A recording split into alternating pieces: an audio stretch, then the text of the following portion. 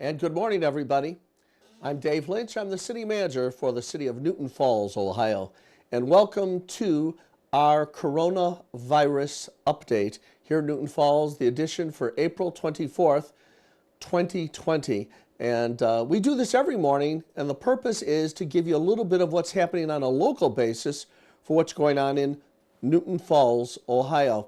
We want you to pay attention to the governor's press conference, especially what Dr. Amy Acton has to say. We need to follow those guidelines. But here in Newton Falls, people have asked, what's happening on a local basis? So we started these morning briefings. We're very optimistic about what's happening so far because we've talked about the fact that we're beginning to flatten the curve. But I want to warn people that we are still sort of in the surge part of this entire coronavirus activity. That is, we've got to wear the masks when we're in the stores. We've got to do the social distancing and all the different things we do to disinfect our hands and stay safe. The way I would like to describe it is this.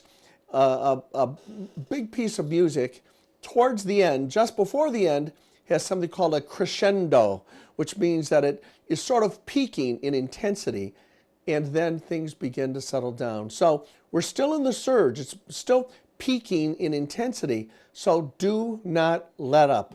You owe it to your family, you owe it to your friends, and you owe it to the rest of Newton Falls.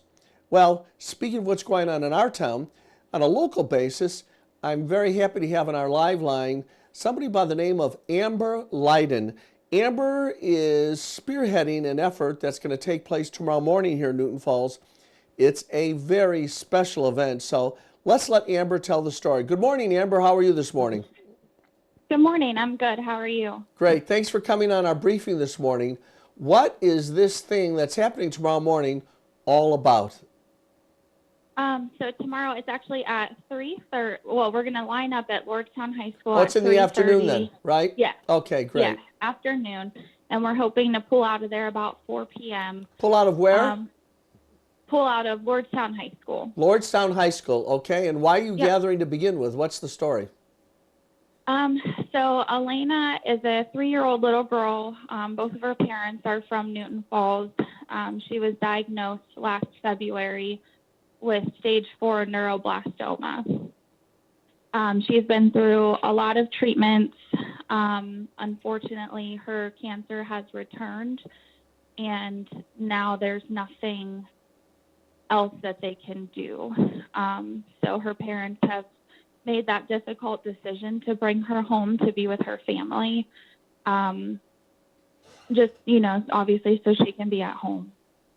So what we wanted to do was put together this parade so the family can, number one, make memories and have these good memories with her and their other little girl that they have at home, but just to show them how much support that they have and how many people that they have that they can lean on and rely on if they need anything. So this is it's a tremendous act of kindness and mercy that you're leading there, Amber. What motivated you to get in front of literally this parade? So actually there's a girl in Lordstown. She's a family friend. Her name is Brittany Mendez. She was in touch with Lindsay's mom, and then Lindsay's mom got a hold of me to see if I could help getting Newton Falls Police Department involved. And that's then great. So that's kind of how I got involved. Yeah, with you're it. married to a police officer in Newton Falls, so you figured there was a connection where you could get the Newton Falls Police involved in the parade tomorrow, right? Right. And by the way, tell me about the parade itself. What are the logistics of it? You're going by what location? And can people actually go to the high school so they're part of the parade tomorrow afternoon? Absolutely, yeah. Anybody and everybody is welcome. We do have a lot of police departments that are going to be involved that have volunteered their time to come out. I believe there's at least one fire department, if not more than that, that has also volunteered to come out and bring their fire trucks, ambulances, everything like that. We've got a motorcycle club that has offered to come. Somebody actually contacted Oscar Mayer, and they called me last night, and they're sending their Wienermobile from Chicago. to be able to come as well. Oh, wait a minute. Let me make sure I understand what you just said, because I wasn't sure. You said Oscar Mayer is sending the Wienermobile? Yes. Okay. Yes. So All right. definitely a lot of support that they've got. So Oh, it's really wonderful. And the purpose of this is to form the parade up in Lordstown High School, then head to Newton Falls with this fantastic parade, and then go by Elena's home. Is that the theory? we are actually just going to start at the high school, and we're just going to go past her house because they Yeah, live that's on what I South mean. Brook Bush. Yeah, yeah, Yeah, so Elena will be looking out the window and she'll see all of this. yes. That's great. And basically, if I'm reading what you're saying, it's just a chance for everybody to tell Elena how much we love her. Absolutely, yeah. And I mean, giving her mom, like I said, her mom and her dad these good memories with both of their daughters because they haven't really, I feel like, gotten to have a lot of memories with their youngest daughter and Elena together because Sure. Remy was very young when Elena was diagnosed. Yeah, and how old is Elena right now? She's 3. Now we're running some video right now. I see a little puppy. What's the story behind that? Yeah. So Elena, this whole time has been asking for a puppy, and so that was their make-a-wish, was to get her a puppy. Unfortunately, because that's such a long process for make-a-wish, it wasn't going to happen in time. So, from my understanding, another oncology mom had found that puppy for them, and was able to get her puppy that she wanted so bad. Yeah, well, it looks like they're bonding already from the video. Amber, what else can people do to help Elena's family? So there is a GoFundMe floating around on Facebook, that is active. If anybody would want to donate anything that way. There's actually another fundraiser going on. It's a organization called Fighting All Monsters, and they do a lot for cancer patients and their families. So they're also doing a fundraiser. Mm-hmm. And then Emily Spletzer actually set up a website for a meal train. And so on that website, you can actually go on and sign up to volunteer to drop dinner off to the family. On certain days, you would sign up for a day. You can also donate money that way as well. Now, if people participate in the parade, we have flyers that people can receive from you so that they can learn of all these different ways to help Elena's family? As far as I know, there's no flyers, but we could definitely probably put something together. Yeah, just to hand out to people when they get there that might want to help in other ways as well. And the key to the parade tomorrow is get to Lordstown High School. And what time do you want people to be there? 3:30 p.m. is when we're going to start getting people into the parking lot and getting them lined up. And then I presume the parade will step off sometime around 4 o'clock or so? Yeah, we're hoping to leave there about 4. Okay, so don't be late, people of Newton Falls.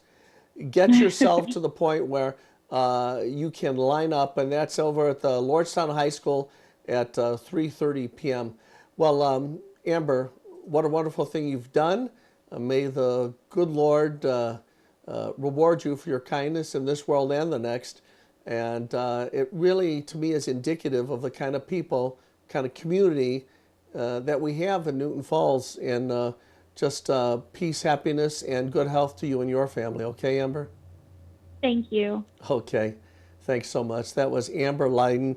And Amber Lyden is doing something in Newton Falls that's special. She's not getting anything out of it other than the fact that her heart tells her it's the right thing to do. And we are really going to make a major shift in directions right now because people have asked in Newton Falls what's happening with the jobs activity and the industries. And one of our recently entered in the community industries is Venture Plastics. And we're about to talk to Steve Trapp, the president of Venture Plastics. So in a moment, we'll discuss what's happening with his great industry. Hi, Steve. Good morning. Good morning, David. Yeah, hi, Steve. Great. Thank you so much for picking up this morning. You're live on the Newton Falls Coronavirus morning briefing update. And we've been very interested in knowing how the COVID-19 is affecting one of our leading industries. You know, Steve, your organization is one of the pillars of the economy here in the Newton Falls area, and we count on you. And as president over there, we're just wondering how you're weathering the storms.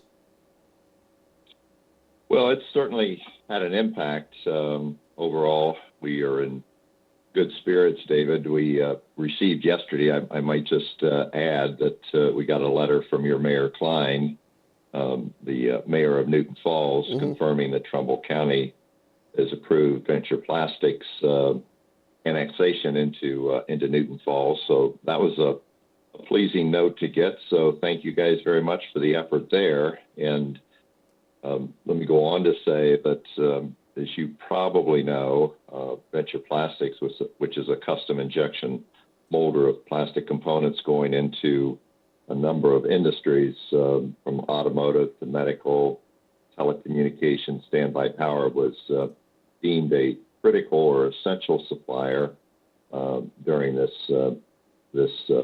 COVID-19 situation. So that certainly was good for us to be able to keep a place, a production operation open, providing jobs for close to 150 people.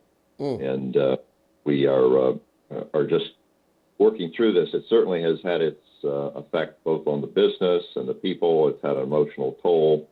It's all consuming, but we're working through it. Steve, what does the horizon look like for Venture Plastics in the next few weeks, given what you know about the startup, perhaps in automotive production again? Are you guys able to keep your seatbelts fastened and make sure you can keep the train on the tracks over there at Venture Plastics? Well, we think so. As I mentioned earlier, we've got a number of market segments. Automotive is one of our largest market segments, but it's not the largest. We have standby power, battery containers and covers, and that market, standby power market, which services a whole host of other segments like telecommunications and hospitals and office complexes. That one has stayed pretty consistent. The automotive industry, on the other hand, April automotive sales are going to be off 50%. And so we're seeing that. We're seeing that at both our Newton Falls plant and also in our plant in El Paso, Texas.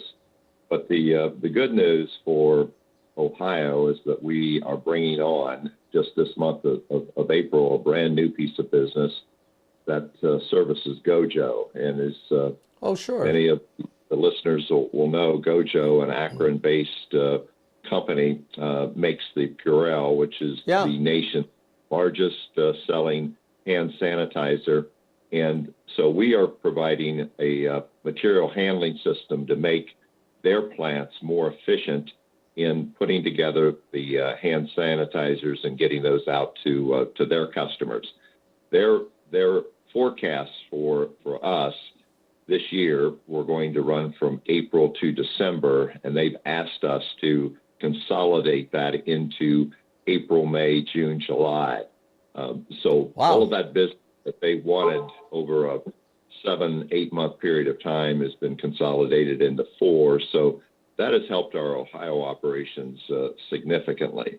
So we are optimistic that as we see the automotive industry come back, and it will be a slow comeback.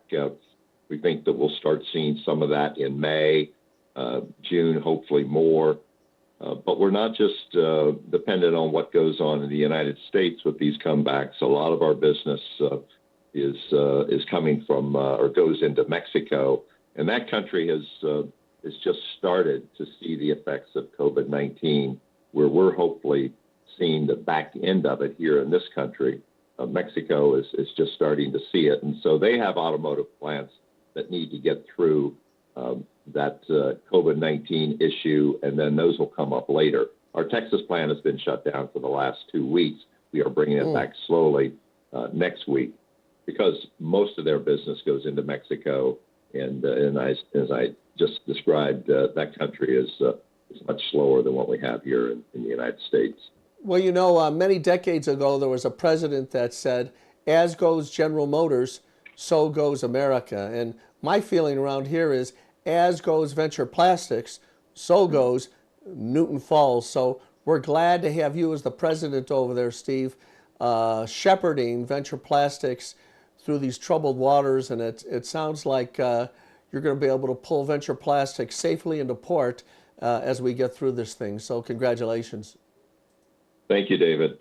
We're trying to stay focused on two things, and that's our people first, the safety and well-being of our employees, and then secondly, obviously, the business that supplies a paycheck to those people.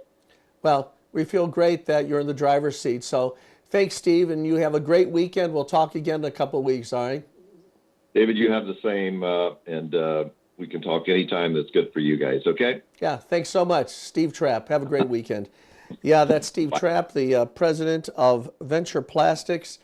As I mentioned, one of the pillar industries. Earlier this week, we talked to bar processing. You know, we're so blessed in Newton Falls to have these job creators, job producers, and job retainers. You've driven down the streets and you've seen buildings that are shuttered. Especially look at the restaurant industry. I've seen a few restaurants that are not doing fast food. They're not doing takeout. And I have a terrible suspicion that those restaurants aren't going to open up again ever. So we need to support the restaurants that are doing things in Newton Falls and make sure we keep in prayer all these people that are still going to work each day. And if you're sheltered at home, you might say, boy, they're kind of lucky. They've got jobs. You know, I feel kind of left out of the situation, but think of it this way. Because they're working, they're producing a payroll. Because they're producing a payroll, we are able, Newton Falls, able to collect the payroll tax that keeps police officers on the streets despite the fact that COVID-19 is taking place here in Newton Falls. What a comfort it is to know that these outstanding businesses are keeping to the wheel and making sure that industry is going, using some creativity in order to make sure they're going. Well, in any case, that brings to a close another edition of the COVID virus morning briefing here in Newton Falls. I want to say thank you so much to Steve Trapp and remind everybody to make sure that you wear those masks when you're in stores. Make sure that you're in prayer, making sure the Heavenly Father is watching over us and your family. And speaking of families, remember tomorrow, be at Lordstown High School at 3:30. That's the gathering place for a parade in order to let little Elena here in Newton Falls see the parade go by her house so she can look at the window and know how much love everybody has for her as she goes through a very, very difficult struggle, and a struggle for her mom and dad too. And remember to go to Facebook, and maybe even there'll be a flyer tomorrow so you can find out how you can help Elena's family through this very, very difficult time. We love you, Elena. And so that brings to a close our edition of the COVID-19 report.